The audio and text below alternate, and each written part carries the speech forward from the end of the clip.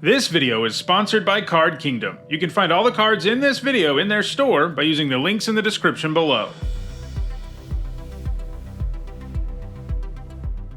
Hi everyone, I'm Neat Sahone, and it's time for another MTG Top 10, the series where I usually rank cards based on their historical performance at Magic's highest level of competition. However, sometimes it's nice to look at cards using a different measurement, and that's what we're doing today, when we're going to take a look at the most expensive white cards in the game. In this list, I'll talk about these expensive cards and explain why exactly they are as expensive as they are. Generally, a card ends up with a high price if it's exceptionally rare and/or it's a heavily played card in 60-card formats and/or Commander. A few things to keep in mind about how I compile this type of list. First, a set can only appear on the list once, so if a set would have multiple cards appear on it, I simply take a look at the 3 most expensive cards from that set. This type of list is already going to be skewed towards much older sets, and this prevents that from being quite as pronounced. Additionally, I only count the regular versions of a card. In other words, no promotional or foil versions of cards are considered, and the prices in this video are the price for that card on Card Kingdom for a near mint version of its original printing. Alright, let's take a look at the most expensive white cards in the game, starting with our number 10 card, which is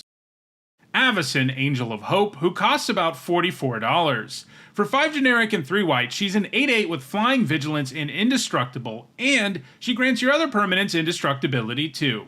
This means if you can get her in play, your board is immune to pretty much everything apart from Edict and Exile effects.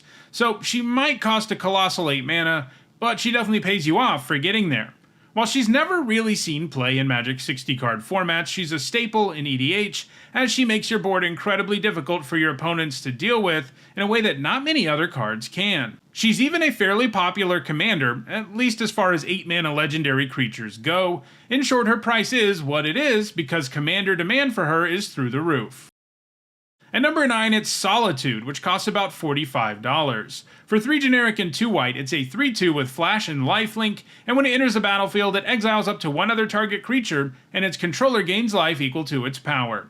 It also has Evoke, which means you can pay an alternate cost to cast it, but if you do it that way, it gets sacrificed after entering the battlefield. The Evoke cost here is that you exile a white card from your hand.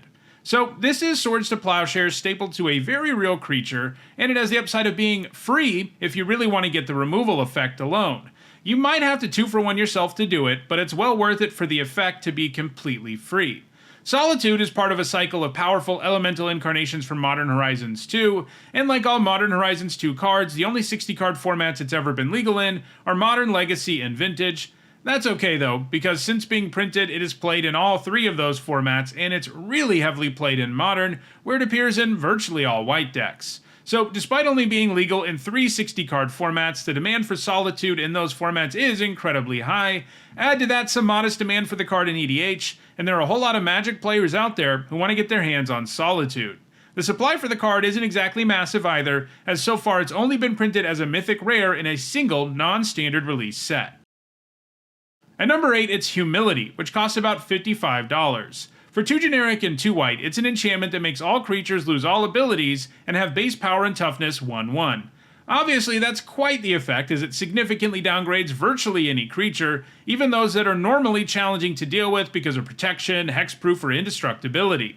It has never been heavily played in 60-card formats, but it has seen intermittent play ever since being printed. Legacy is the formats where it's been the most successful. It appears as a sideboard card to bring in against decks looking to cheat huge creatures into play, like Gristlebrand. Your opponent's reanimation spells and the like are a lot worse when all they're getting is a 1/1. It's also one of the few ways to deal with the incredibly frustrating True Name Nemesis, which has protection from a player. Humility also sees modest play in EDH, appearing in over 5,000 decks on EDH Rec. Overall, the demand for Humility is there, but it isn't incredibly high either. But this card is in incredibly short supply because it's on the reserved list. This is a list of older Magic cards that Wizards of the Coast has promised not to reprint. In other words, every Humility that ever will exist already does. This results in a $55 price tag. At number 7, it's Anointed Procession, which costs about $58. For 3 generic and a white, this enchantment makes it so all of your effects that create 1 or more tokens create twice that many tokens instead. Procession saw a bit of play in Standard, but never top 8 at a major event, and it doesn't see play right now in any 60-card formats. This is because a 4-mana enchantment that doesn't do anything immediately is kind of a liability most of the time.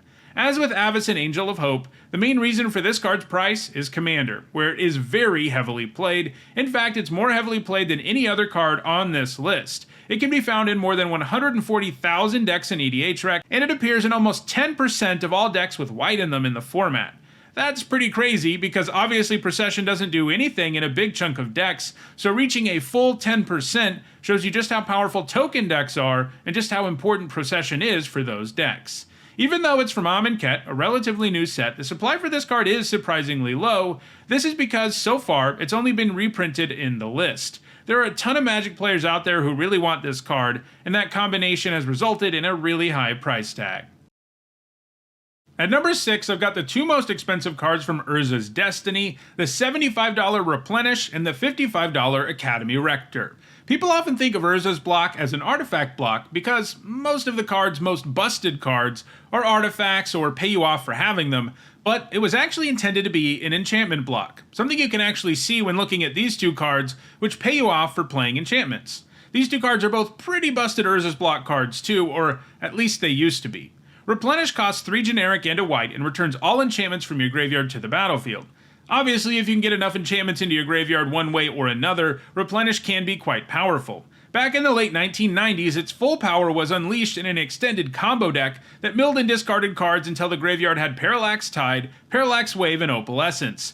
Once they were there, you could cast Replenish and go off. Opalescence made the Parallax enchantments into creatures, so the Wave could target them. First you use the Tide to exile 5 lands, and in response to that you exile the Tide with the Wave. The Leave the Battlefield trigger resolves before the Tide's land removal effect does, so your opponent never gets them back. Then you can use the Wave to exile 3 creatures and then itself, which also means they never get their creatures back. Then the Tide and the Wave both return to the battlefield, and you can do it as many times as necessary, crippling your opponent's mana and allowing you to win by attacking with your enchantment creatures. While the combo might seem convoluted, the fact you really only needed Replenish for it made it far too consistent, and Replenish got banned in the format as a result.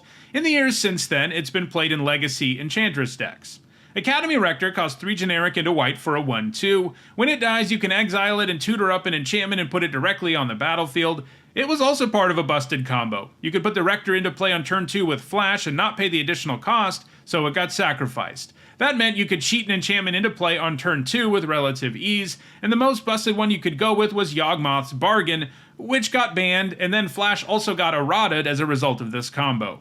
The Rector has also seen intermittent play in Legacy over the years. Both of them have moderate demand in Commander too, though you can bet that they would be heavily played if they weren't so expensive, as they would be auto-includes in any white enchantment deck. Even moderate demand in 60-card formats and Commander is more than enough to make these cards cost a lot though, because they're both on the reserved list. At number 5, it's Argivian Archaeologist, which costs $170. For 1 generic and 2 white, it's a 1/1 that comes with an activated ability. You can pay 2 white and tap it to return an artifact from your graveyard to your hand. That stat line is obviously awful, but the ability can be powerful in the right deck. The Archaeologist has never seen play in Magic 60-card formats, and it isn't in very high demand in Commander either. In other words, this is a case where a card's scarcity is the entire reason it's so expensive. It's from Antiquities, which was only Magic's second ever expansion, and it's on the reserved list, so even though the card isn't played by pretty much anyone, there's enough demand for the card among collectors to keep the price high. At number 4, I've got the 3 most expensive white cards from Portal's 3 Kingdom, the $280 Ravages of War, the $130 Zhang Fei, Fierce Warrior, and the $120 Zhao Zilong. Portal 3 Kingdoms is a unique set, and that set's unique nature is a big part of what makes these cards so expensive because it's incredibly rare. It was created as a game for Asian markets that could stand on its own while also being a beginner version of Magic, and it wasn't even released in North America. Cards from this set weren't even legal in tournament Magic until 2005, as they were treated as being part of a different game. Portal 3 Kingdoms was based on the 3 Kingdoms period in Chinese history, with many cards actually representing real historical figures, including Zhang Fei and Zhao Zilong. That rarity makes cards from the set quite costly, even though most of them aren't played a whole lot in any format. Notably, cards from the set are not on the reserved list. Ravages of War is a Portal 3 Kingdoms version of Armageddon. In other words, it's a sorcery for 3 generic and a white that destroys all lands. That effect is incredibly powerful, especially if you find a way to get ahead on board before casting it. Of these 3, it's the only one that has ever seen play in Magic's 60-card formats, and it's in the most demand for Commander too, though demand there isn't exactly through the roof. The other 2 cards are far less impressive and don't see play anywhere. Zhang Fei costs 4 generic and 2 white, and it's a 4/4 with horsemanship and vigilance. Horsemanship was Portal 3 Kingdoms version of flying. In other words, only creatures with horsemanship can block a creature with horsemanship. Zhao Zilong is 3 generic and 2 white for a 3/3 with horsemanship, and when it blocks it gets +1/+1 until end of turn. While Ravages of War's price tag is partly a result of there being actual demand for the card, that's really not true of Zhang Fei or Zhao Zilong, who are only expensive because they're so hard to find. At number 3, I've got the 2 most expensive white cards from Arabian Knights, the $600 Shahrazad and the $180 King Suleiman. Arabian Knights is Magic's first expansion, and it's the rarest set around this side of Alpha, so it's no surprise that these are both on the reserve list. Kind of like Portal 3 Kingdoms, Arabian Knights was a set that featured mini cards modeled after real-world historical and literary figures. Both Shahrazad and King Suleiman fall into that category. Shahrazad is one of the most obnoxious and poorly designed cards in the history of Magic. When you cast this sorcery, you have to play an entire sub-game, which means you play an entirely new game with the cards that are still in your deck at that point. Then, when that sub-game ends, the player who lost loses half the life they had in the original game, and then you have to go back and finish that game. Things get even sillier if someone casts Shahrazad during one of those sub-games. Don't get me wrong, the card delivers on the flavor of the narrator of 1001 Nights, the literary anthology that the set Arabian Nights is based on. The anthology has a frame story with Shahrazad as the narrator, and she tells all of the stories in the anthology in an attempt to continue to distract her new husband, who famously beheads every woman he marries after they consummate their marriage. So yeah, the flavor here is on point because playing this card makes your Magic games feel like they're lasting for 1001 Nights. But when you look at what this card does to games of Magic, it's truly an abomination. In fact, the card is considered so oppressive that it is banned in every format that it would be legal in, including Commander, not because it's powerful, but because it can make games of Magic stretch on for eternity.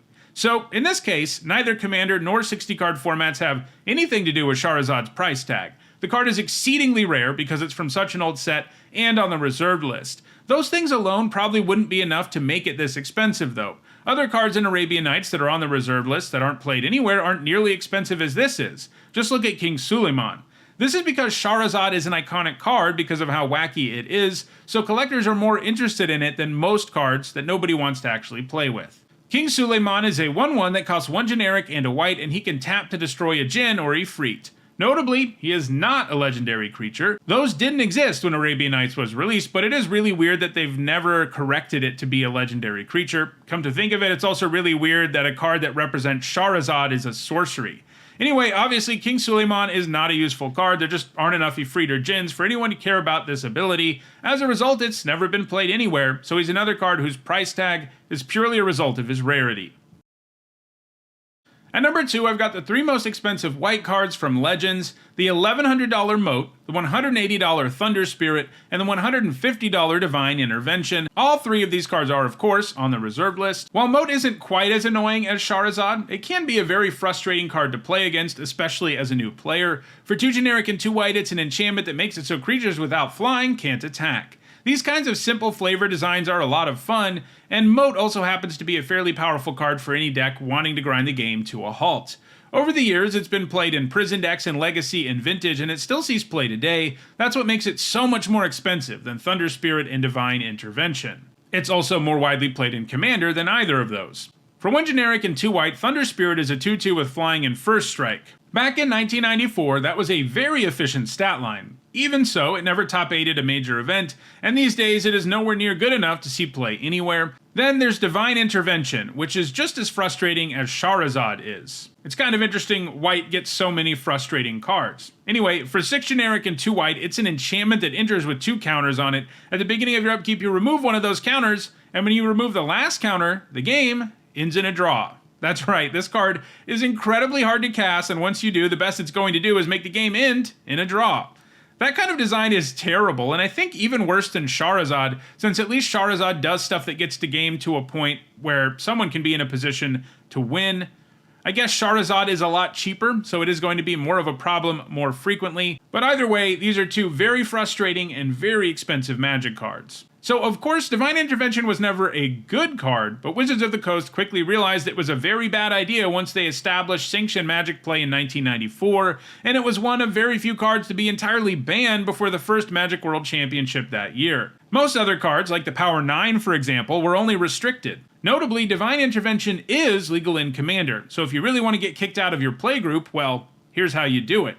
Like Charizard, Divine Intervention is an infamous Magic card, and that plays a role in it having a higher price tag than all but two other white cards in the set that are on the reserved list. And at number 1, unsurprisingly, is the 3 most expensive white cards from Alpha, the $2,800 Savannah Lion, the $2,300 Balance, and the $2,100 Armageddon. Notably, none of these are on the reserved list, and you can get them for much cheaper if you want to. These particular versions are the original printings, and they are also the rarest versions of each of these cards. All 3 of them are impressive and iconic cards when it comes to the history of competitive Magic, making them extra attractive to collectors. For a long time, Savannah Lions was the best 1-drop in the game. No other card was a 1-mana 2/1 with no downside for the first 10 plus years of Magic history. These days there isn't as much demand for the card as creature power creep is very real. Balance is arguably the most powerful white card ever. When Balance gets cast for 1 generic and a white, each player has to sacrifice lands until they have the same number of lands of whomever controls the fewest lands, and then they do the same thing with creatures and cards in hand. While it is symmetrical, people playing Balance found ways to make it much more one-sided. It's especially powerful when you combine it with effects like Land Tax or Zurin Orb. Land Tax allows you to stock up on lands so you can quickly rebuild, and Zurin Orb allows you to simply sacrifice all of your lands if you want to, so that Balance becomes Armageddon. Only you also just gained a ton of life, and you can even float the mana before sacrificing the lands to the orb, so you could cast something after the board gets cleared. Balance is so powerful that it was added to the restricted list for Vintage and Standard in 1995, and banned in Legacy when that format was created in 1996, and it's never come off of any of those lists, and it probably never will. It's too easy to make Balance feel like a one-sided board wipe. The single copy of Balance that is allowed in Vintage is played pretty heavily. It is, however, banned in Commander. Lastly, there's Armageddon, which I've already mentioned a couple of times when comparing it to Balance and Ravages of War. For 3 generic and a white, it's a sorcery that destroys every single land. It was immediately apparent that this effect was powerful, so it first appeared in a top 8 at Magic's very first competitive event, Worlds in 1994. Over the years, it has most frequently been utilized in aggro decks where the goal was to get ahead on board, and then nuke all the lands so the opposing player would be unable to defend themselves. These days, it sees intermittent play in legacy decks like Death and Taxes and Eldrazi, and there's also demand for it in Commander. So, those are the most expensive white cards in Magic. If you're interested in getting your hands on any of these cards, check out the description where you can find a direct Card Kingdom link for each card that appeared in the video. If you want to catch up on past lists, including more that look at the most expensive cards in the game, you should see some playlists on your screen shortly. If you want to make sure you catch future lists, don't forget to subscribe. Thanks for watching.